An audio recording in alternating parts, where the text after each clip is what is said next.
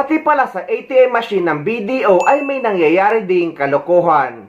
Dahil may isang kababayan tayo na nagbahagi ng kanyang karanasan sa Super Metro Colon sa Cebu City dahil nag-withdraw daw siya ng 20,000 pesos pero ang nag-dispense or lumabas lang na pera ay 12,000 pesos.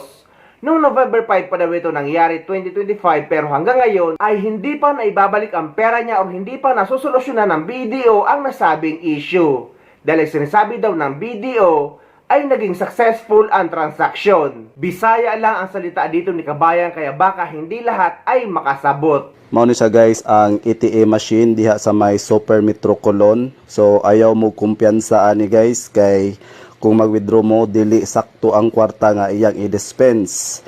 Unya kung reklamo mo sa BDO tubago na kanilag successful kuno daw ang imong gi-withdraw. So ayaw kumpiyansa ani kay bodol ning dako. Nalang ko'y complain di ay sa BDO ATM machine diri sa may Super Metro Colon.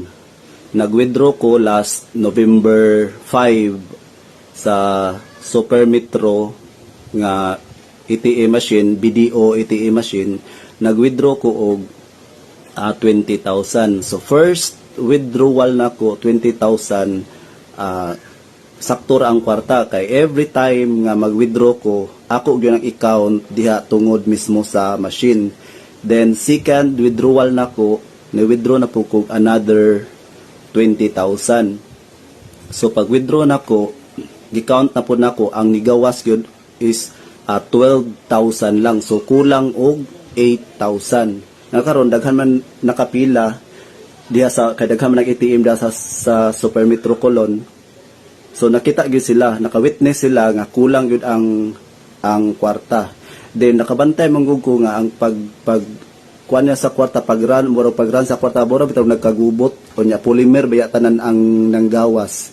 So mao to since ang akong gikinhanglan ato nga time is 40,000 man. So wala man gyud ni gawas lain nga kwarta, 12 ra man gyud. So ni-withdraw ko balik og 8,000 para makumpleto ang ako ang gikinhanglan nga kwarta. So karon siyempre ni-report ko dito sa BDO e-mall. So karon ang gibuhat dito nag-fill up kog form kung unsay mga nitabo then ilang gikuha ang ako ang resibo kay ang ni-reflect sa resibo is sakto man duha ka 20,000 ang ni-reflect yun dito sa video dito. Pa-check sa nako online sa ako ang online banking. Kita sa nako dito nga ni-reflect sa ang duha ka 20,000. So mo to nireklamo ko. Pag reklamo na ko dito, fill up kog form, then mo to gi-assist ra ko og tarong nila dito. Unya giingnan ko nga after 4 banking days na nay resulta. Excuse me. So moto wala pa 4 days na anay resulta gi-text nako sa BDO ang ilang gi-text nako kay mao ni inani ang ilang gi-kuan nako dara your case ID BDO number has been resolved with the following resolution. Based on investigation, your disputed ATM withdrawal transaction was verified as successful. So mao nilang kuan ako successful. So siyempre di ko mosugot nga successful to kay dili mo siya successful. So karon ibalik na po ko sa BDO e-mall. Ako na pong gi-report nga nag-text sila nga successful da akong withdrawal which is dili gyud ko mo sugot, wala ko mo consider nga kanang sakto nga ang ako withdrawal kay kulang gyud siya og 8,000. So mao to gi-assist gyapon ko didto nga kanang ni-deny ko sa result. Gi-assist ra gyapon ko. Walay problema sa mga officers sa BDO e-mall no kay gi-assist sa gyud ko nila og tarong. So mao to pagkuan ako adto another case na pud to mao ra gyapon ang resulta nga kuan mao ra gyapon resulta nga successful daw kuno gihapon ang ako ang withdrawal.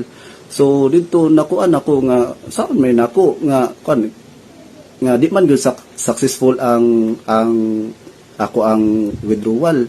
Nya karon mo to ningon ko nga mangayo ko og kuan CCTV video ha, dili footage, video. Ako na mangayo sa kog kanang accounting sa kwarta nga inyong gilo dito kay siyempre nagyunay accounting nga kay og wala man tumugo. So siyempre di ba kanang murag box nga ilang i-load diha say makita mo guta nga mag-load sila og kanang kwarta diha mabta na to na mga box nga ipamutang.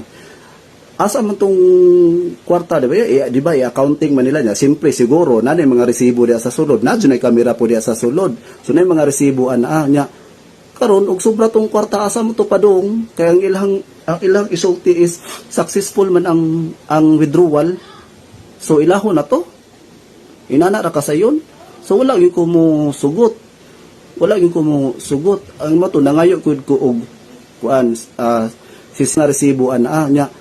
Karon og sobra tong kwarta asa mo to padong kaya ang ilang isulti is successful man ang withdrawal. So ilaho na to. Inana ra ka sa yun. So wala gyud ko mo sugot.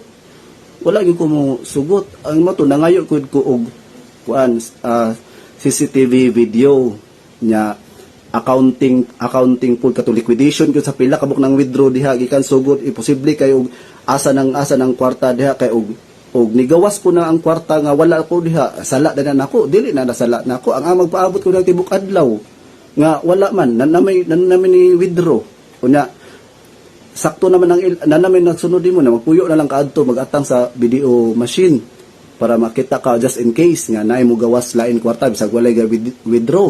So dili po na pwede, dili na akong sala. So mao to balik na po ko sa email. Moto balik na po ko dito kay complain gihapon ko kapila na ko nagbalik dito. So karon ako na pong giingnan ko nila nga i-adto na lang na dito sa imuhang answer sa imuhang office nga video nga asa ka nag-open account. So dito man ko sa video SM da sa my North Wing. Dito man ko nag-open na. So karon dito na po ko ni complain. So in fairness sa mga kuan sa video officer dito gi-assist gyud ko nila og tarong pod. So mao gyapon same situation, fill up kag form nya dito detail dato kayo very specific na gyud tong pagsuwat dito nga kani first withdrawal sakto, second withdrawal dili sakto, gibutang na gyud dito sa form gamay ra ba kay nang suwatan nato pero gibutang gyud dito tanan para makita gyud nila nga unsay kanang rason. So karon kay kuan man mao man gyapon text naman pod nga kuan successful kuno ako ang withdrawal.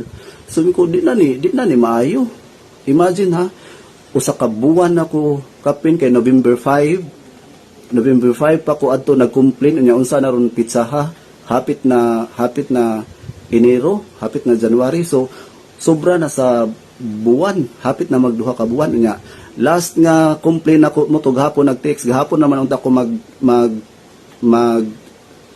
complain aning video kanya wala makaan kay kanang simple na bisita.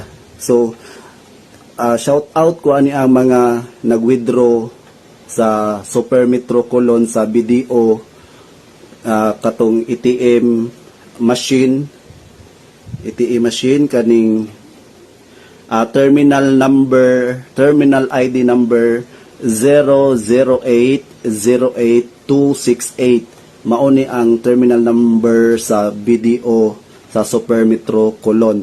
So kinsa tong mga nag-withdraw diha nga nakulang ang ilahang kwarta nga nag-withdraw sila kulang ang nagawas kay sure ko sa ako nga side dili ra ako ang nabiktima na ako kabalo kung nabalik ba ang ilaha swerte sila kung nabalik pero ang ako awa gyud. So bisag mangutana pa sila diha sa mga sales lady kay naman gi sales lady diha tungod na po'y mga guard diha tungod naka-witness gyud sila and then one time other day niadto ko ni balik ko akong gipangutana nga miss kanang kumusta naman ang video machine diha sakto na nagkwarta mo gawas ko mag-withdraw ka kay ba kan sa isulti. Sus maugi hapon sir daghang gyapon problema katong time nga didto ko nangutana ko diha ko na nag-withdraw na sad ang iya kulang 4,000 nya ako pangutana aning kuan ba aning BDO sa Supermetro kung asa man nga branch na bilong. Nganong sige pa man na ninyo og operate nga kabalo man mo nga daghan palpakan daghan nag-withdraw nga dili sakto ang na kwarta nga nang gawas. Nganong gisigihan pa man na ninyo og kanang ano wala man na di butangan ninyo og kanang kuanda nga unavailable na siya kay daghan nag mga kuan dili sakto nga kwarta ang nanggawas. Nganong gisigihan mo nag padayon ninyo operate diha unsa na modus na inyo diha kay og di ka maka-complain dili ra mabalik ang kwarta asan ng kwarta inyo na di ko musugot og di na ninyo ibalik akong kwarta kay dili na nakasayon. So BDO kinsa may tag excuse me kinsa may tag iya ning BDO aning terminal ID number 008-08268 sa Supermetro Colon. Palihog ko palihog ko shout out ay ko ato mga nabiktima, palihog ko panggawas mo kay ato gyud na silang tirahon hangtod dili iuli nila atong kwarta. Kay mga biktima taana kay murag nahug na nigmudos. Imagine tiksan ka og kuan successful imong withdrawal bisag dili successful na di na mahimo oy. Di yun na mahimo. So mauro to guys, pagawas ko sa kuhang kalagot kay kisabi di maglagot in taon na oy. Public balik pa ka nya. Ang pagkakaalam ko naman per transaction sa mga ATM machine sa Pilipinas ay 10,000 pesos lang. Pwede na ba mag-withdraw ng 20,000 pesos sa isang transaction? Kasi hindi ko na alam ang update ngayon sa Pilipinas dahil ang pagkakaalam ko ay 10,000 pesos lang bawat transaksyon. Pero kung totoo man na kulang ang nilabas or dinispense ng ATM machine ng BDO, ay kinabukasan ay dapat malalaman na nila agad kung tama or kung may sobrang pera dahil nga magkakaroon ng discrepancy sa pera at bilang sa machine or sa transaksyon. Pero ginigit daw talaga ng BDO na naging successful ang transaksyon kaya hanggang ngayon ay hindi pa nababawi ni kabayan ang kanyang perang nawala.